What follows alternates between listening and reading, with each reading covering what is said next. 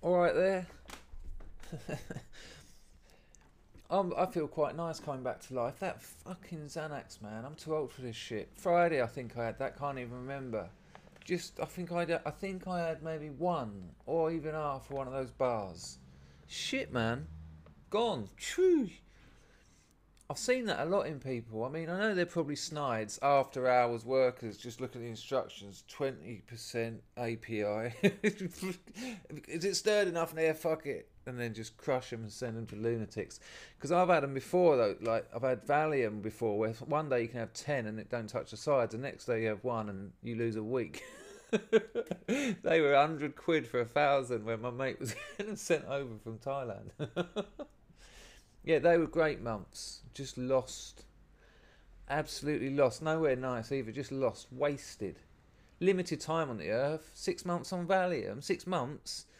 Say you live till you're 70. You're only really getting, what, 50 worthwhile years in there. Take away all the hideous ones. Take away the ones where your partner was driving you mad. Take away all the ones where you've had no money. You got about 4 good years, and you just slept for half of a year. An eighth of your life. Your life. Notice how I'm projecting that out nicely. You idiot. Don't do it. But yeah, I only started feeling human again this morning. I think that's why I've made 3 videos today, because it's just so nice to come back to life. In the past, that's what I would have aimed for. That's some sort of growth, isn't it? Just to be gone, not conscious, not having to be with myself. And now when I get like that, I don't like it, because I'm just like, oh, hang on, man, you got things you like doing. Start of a good job. But I've not been able to get out of bed for hours. Just, my mate who had some at the weekend, he said that he slept in and missed work, and because he didn't even ring him up, and he works in theatre as well. If he's not there, there's trouble. Like there's someone missing who needs to do an important job to get like this 50 strong thing to work, and he's just asleep. And then he had to tell him he come up with, I had rabies or something. He said something to cover him, like if he was just food poisoned or something. Easy, ring, get someone else to do it, whatever. To be something to compete with Xanax intoxication is something like rabies. I remember years ago, I think I might have told this on here before, but years ago I used to work for this dealer.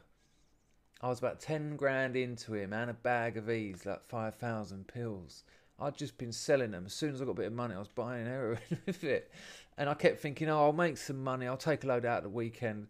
And this bag of 5,000 E's was just getting smaller and smaller. And I wasn't having them at this time. This was a long way after that. I was literally just bargaining tools for gear. And he said he always looked after me, this bloke. He died a couple of years ago. I had the pleasure of taking his funeral. I was asked by his wife, and it was a real honour, actually. He was an incredibly complicated and interesting bloke. Looked about 60, like big, looked like a Buddha. They got called Buddha out in Thailand. Crazy as a mad horse. Drunk about 30 pints of lager a day, be in the booze at 9 o'clock in the morning. He went to me once, I have to carry 2 pairs of pants around me nowadays, look what's happening. Fucking hell. Anyway, endless stories about him. I think that maybe one day I'll do a complete video about him. I'll ask his wife though, because there's plenty in there she probably wouldn't. I don't know the protocols.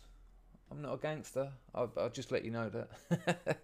Anyway, he went to me once, he went, you got some paperwork for those Jack and Jills? And I was like, oh yeah. He went, all right. He went, I'm round the corner. So I took the bag that has now lost about half its ecstasy, 2,500 of them, with a note saying, dear beep, do not give me any more work because I cannot be trusted. And I tried to make it out that I was helping him out. I said, I'm doing you this favour because I don't want to take advantage of you. Look, I already had. Did you get it? It was classic junkie. I don't want to steal from you, so you take that back and don't do it again. All right? I'm looking out for you. Just ridiculous. He thought that was funny enough to let me off it. He just went, "You twat, you could have made some good money out of that if you'd set your mind to it." I was like, "Oh yeah, sorry." He was about 10 years younger than me. Looked like me old man. And another time, of course, I carried on working for him. They were quite good jobs. Like, imagine, this is before I had a pot to piss in. They'd ring me up out of the blue and go, "Do you want to go down to so-and-so, somewhere in the West Country usually?" And I'd go, "Yeah, all right." And then I'd meet him, he'd give me a sports bag, inevitably full of bars of ash or very well wrapped skunk, public transport, 6 kilos of skunk in your bag. And I'd just have to take it on a train, go into a pub and just sit there until someone took it. Really dull. I'm like, weird days out. It's strangely poetic getting down there in like autumn. Oh my gosh, on the west coast. Southwest coast, the peninsula. But yeah, so the second time I'm into him again for about 10 grand, and he's like, "Can you give me any of that money?" He goes, "I'm not hassling you." He goes, "I know what it's like, but just some of it." Really nice, being nice to me. I said, yeah, next week. Kept saying next week, and he said, "When's it going to be?" Pinned me down to a day. That took him a while. I was proper slippery. And then I didn't have a penny for him. And I said I'd have a few grand of the 10. I had nil.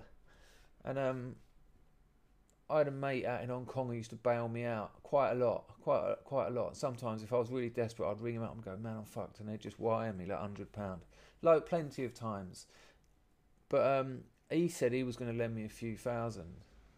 I was always asking him. And it always, something at the end would make it not happen. But weirdly, he wasn't able to get out of his hotel. This was before internet banking. He couldn't get out of his hotel because of Sars. Remember Sars? It was the acronyms or whatever it is for some sort of throat illness. And so my mate couldn't get out of his hotel. So he said to me, "I can't do it. I can't lend you that money because of Sars." Anyway, I've gone along to this meeting thinking, what am I going to say? This is just an absolute embarrassing, humiliating letdown for someone who's repeatedly tried to help you. And I went up to him and I said, "Listen, man, bad news." And he went, "Oh, go on." And I went, I couldn't get you any money because of Sars." I wasn't laughing. I was proper thinking it was legit. "Because of Sars?" He went, "What?" I went, "Well, it's a long story, but you know Sars, that illness, I can't give you." He got on his phone, he went, "You wouldn't believe Dangerfield's just told me he can't pay me because of Sars." And then he was just proper cracking up. I was going, "Ha ha." Yeah, and again he went, "I'm going to let you off because that's ridiculous." Yeah, I went there with that one. But anyway, so feeling back to life, being able to get out of bed, being able to do a bit of work. Oh, the Thailand Plan is happening. The Thailand Plan is happening. I have an old Bond. I've got an old James Bond in the boot of the Aston Martin. I've got a Bond that I can sell. That's going to go towards it. I've got a fucking income tax bill coming in January. That's the pisser. That's the pisser because not only you fuck man, I'll be in Thailand over Christmas, whatever it takes. I'm gonna be like a stowaway. I wonder how long a train to Thailand takes. What would you do? You'd have to go through Europe on the Orient Express, of course. Tea, some murder, some detective work, maybe Ustinov or Poirot perhaps. And then I don't know, maybe like a car, a chauffeur-driven car to the start of the Trans-Siberian Railway. Would love to do that train journey, the Trans-Siberian. Can you imagine the history of that thing? The things that have happened. They're proper. It goes through Siberia. It goes through snow deserts. Probably in their own way, some of the most. Well, certainly in their own way, some of the most inhabitable places on this earth. Literally just ice and snowstorms. And the occasional rain which will soak you through and then freeze on you like just But what a journey that would be. I'd climb on the outside. I'll be sitting on the roof like they do out in Pakistan. "Hey, American, I got somebody's nice rims on my car." So yeah, and then the Trans-Siberian into China. Maybe some kind of carriage down into Thailand. So, but I'm thinking what I'll probably be doing is hanging on underneath like they did in the war to escape the Nazis. I'd be like that on the Trans-Siberian. My hands would freeze to it, but oh, the need to get to Thailand is great. What a love story that'll be.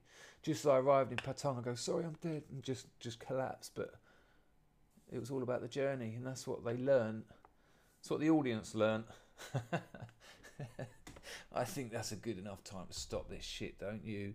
Subscribe, smash that like button, and go and Patreon me up, you tight cunts. Except for the people who do, you stick with that nicely. Boom. That don't count. I need a shave. Might get my teeth whined.